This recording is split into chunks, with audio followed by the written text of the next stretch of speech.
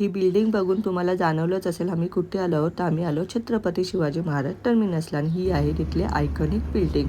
त्यानंतर आम्ही तिथून टॅक्सी पकडली आणि निघालो आहोत गिरगाव चौपाटीला. आणि बघा काय सुंदर व्ह्यू दिसत आहे ना. आणि ॲज युजल योगशीत आणि अश्विनची मस्ती चालूच आहे. तिथे पोचल्यानंतर आम्ही 2 मॅट घेतल्या आणि आधी बसस्थान मांडून घेतला. आणि बघा किती सुंदर दिसत आहे ना व्ह्यू. तिथे जास्त गर्दीसुद्धा नव्हती टचवूड.